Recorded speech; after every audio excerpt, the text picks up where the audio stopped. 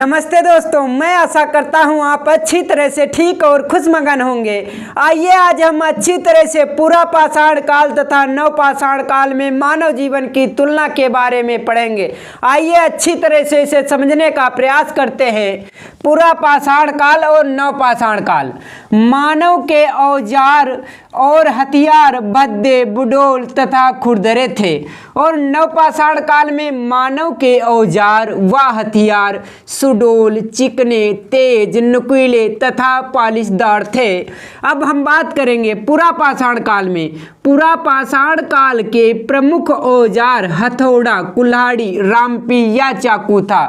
अब नव पाषाण काल में क्या सुधार हुआ? मनुष्य हैंडल युक्त चाकू, छुरी, धारदार कुल्हाड़ी, बच्छी, तीर कमान आदि का प्रयोग करने लगा था। पूरा पाषाण काल में मानव मात्र शिकारी था।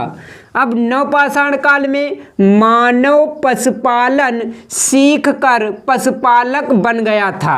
अब हम बात करेंगे मानव अनाज एकत्रित करने लगा था। मानव जो था इसमें अनाज एकत्रित करने लगा था।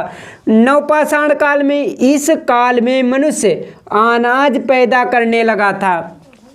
इस पूरा पाषाण काल में इस काल में मनुष्य कंदमूल तथा मांस खाकर अपना पेट भरता था, लेकिन यहाँ पर घी, दूध, दही, गेहूँ, मक्का, शहद, मांस आदि का सेवन करने लगे थे, क्योंकि वो अच्छी तरह से कृषि करना और पशुओं को पालना समझ चुके थे।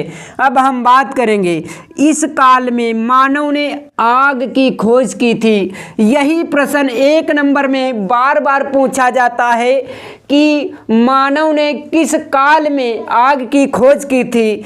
पूरा पाषाण काल युग में की थी। अब हम बात करेंगे नव पाषाण काल में कृषि पहिए का आरंभ कर दिया था। कृषि और पहिए का जो आविष्कार जो था वो नव पाषाण काल में हुआ था। अब हम बात करेंगे पूरा पाषाण काल। इस काल में मनुष्य पैदल भ्रमण करते थे। पूरा पाषाण काल में मनुष्य जो थे वो जंगलों में रहा करते थे और पैदल चलते रहते थे। अब हम बात करेंगे नव पाषाण काल में। इस काल में मानव घोड़े, ऊंट, रथों का उपयोग करना सीख लिया था। अब हम बात करेंगे पूरा पाषाण काल में। इस काल में मनुष्य में सामुदायिक भावना का जन्म हो चुका था और वे समूह में रहने लगे थे। पूरा पाषाण काल युग में जो था इसमें लोग जो थे एक गुट या समूह के रूप में रहना पसंद करते थे। अब हम बात करेंगे नव पाषाण काल में। इस काल में पितृ प्रधान परिवार तथा कबीले, विवाह प्रथा आदि का उदय हो चुका था। नव पाषाण काल में जो थी वो विवाह की प्रथा प्रचलन में हो चुकी थी और यहाँ पर पितृ प्रधान भी और परिवार भी रहने लगे। इसमें छोटे छोटे परिवारों के रूप में घर बसने लगे और निवास स्थान की प्रवृत्ति जो थी वो भी नव पाषाण काल से ही शुरू होती है। धन्यवाद साथियों। अगर हमारी वीडियो अच्छी लगी हो तो मेरे चैनल ईजू मास्टर VIP को सब्सक्राइब करना ना भूलें। साथ में ही लाइक और कमेंट करते रहिए।